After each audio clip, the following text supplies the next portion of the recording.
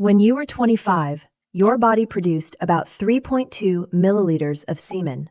By the time most men hit their late 50s, that number drops to 1.8. That's almost half. And nobody told you where it went. It's not a guess. That number comes from a study of men aged 52 to 79.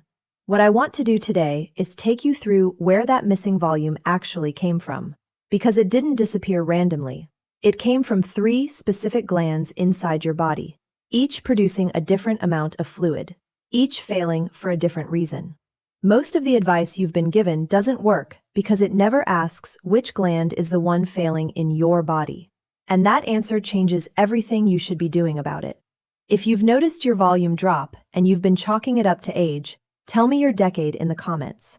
50s, 60s, 70s. I want to see who's listening.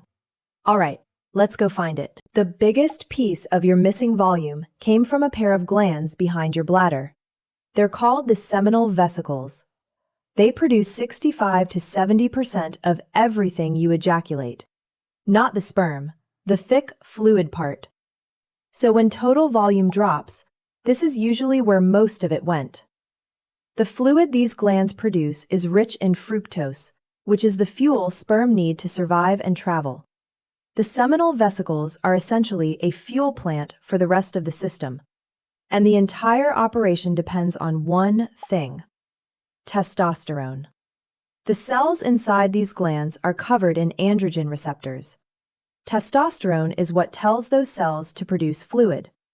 Once testosterone starts dropping, and it drops roughly 1% per year after age 40, the fluid output drops with it.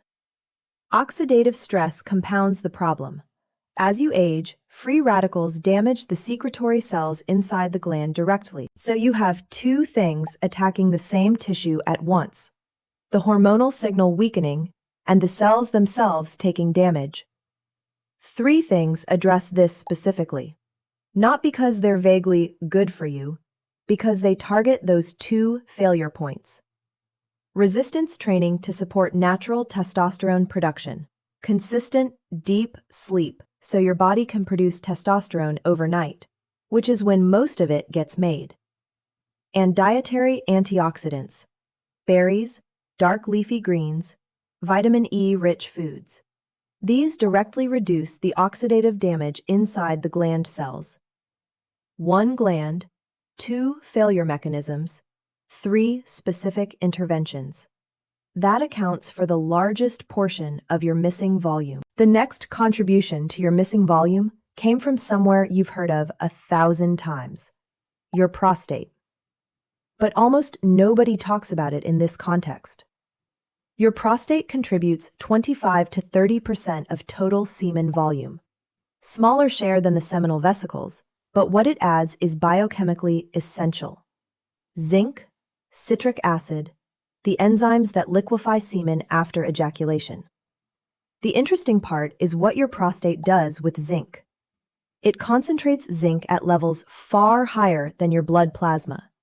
It's one of the most zinc-dense tissues in your entire body. And the zinc content of prostatic fluid correlates directly with semen volume. So when zinc status drops, which is extremely common in men over 50, the prostate's contribution drops with it. Less zinc in your diet, less zinc in your prostatic fluid, less volume in your ejaculate. There's also a compound that almost no one outside of urological research mentions in this context. It's called pygeum extract, from the bark of an African cherry tree. What makes pygeum interesting for this specifically is that it's been studied for one narrow purpose: increasing prostatic fluid output in men whose prostate secretions have declined. It's not a testosterone booster. It's not a general supplement. It targets the secretion function of this one gland. The research links it to measurably increased prostatic fluid, which translates straight to greater semen volume. Well, this is a fun fact. The prostate does produce most of the fluid that comes out with orgasm. It's not the testicles that contribute very much. The 2 glands are the prostate and seminal vesicles.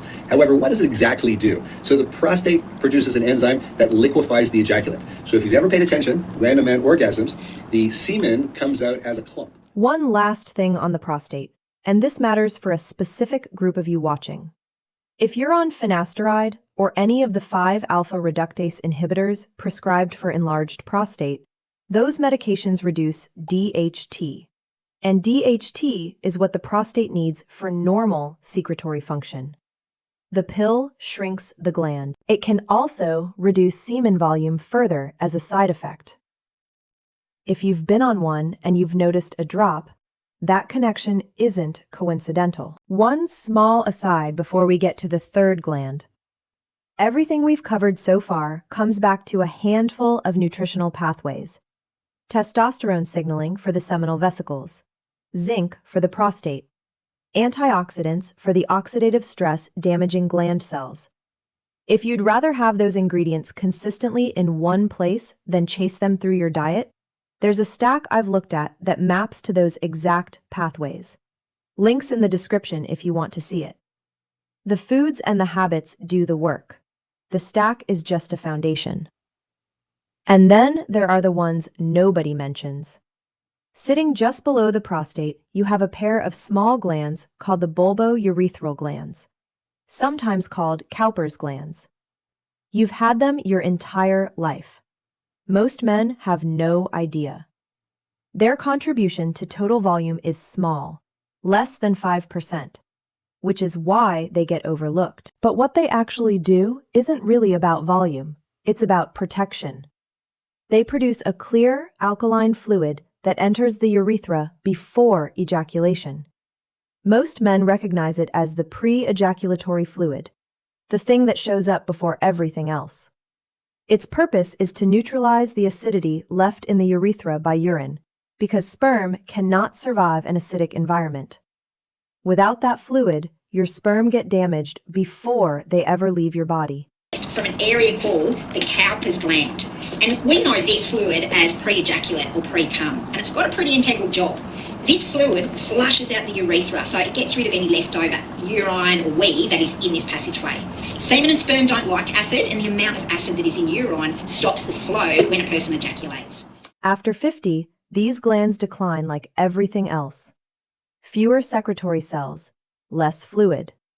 Most men notice the reduced pre-ejaculatory fluid and assume it's an arousal issue. It usually isn't. It's glandular. There's no single dramatic intervention here. They respond to the same things that support general accessory gland health: hydration, reduced inflammation, the same nutrients that support prostate function. But knowing they exist and knowing that their decline is physical, not psychological, matters. Because a lot of men have been blaming themselves for something happening at a cellular level. Before I close, 2 things almost everyone gets backward. The first is hydration timing. The seminal vesicles are far more sensitive to hydration than the other 2 glands because they produce the largest volume of watery fluid. If you're chronically underhydrated, those glands simply don't have enough water to work with. What men don't realize is that consistent daily hydration over weeks produces a measurably different result than occasional large water intake. Chugging a liter on a Tuesday doesn't undo what daily underhydration did over a year. The second is replenishment time. MRI studies have directly measured seminal vesicle volume after ejaculation. The glands are significantly emptier on day 1 and day 2. By day 3, volume has substantially recovered. This isn't abstinence advice. It's just a biological fact about how long the glands take to refill. If volume matters to you, knowing 48 to 72 hours is the recovery window changes how you think about it. Beyond 5 days, it doesn't continue to increase volume meaningfully, and older stored fluid loses quality. 2 to 3 days, that's the window. So that's where it went. Some of it went to your seminal vesicles, where falling testosterone and rising oxidative stress have cut what your main fluid-producing gland makes. Some went to your prostate, where dropping zinc levels, and possibly a medication you're on, have reduced what it contributes. And some went to a pair of small glands you'd never heard of, quietly winding down with the rest of your accessory system. 3 glands, 3 different failures, 3 different things you can actually do about it. Because the right interventions depend on which gland is driving your drop, I put together a free guide that helps you identify which one is the biggest factor for you, with the specific daily protocol for each. Links in the description. Go grab it. Now, which of the 3 glands surprised you the most? The seminal vesicles? The pygium compound for the prostate? Or the ones you'd never even heard of? Tell me in the comments, along with your decade if you didn't earlier.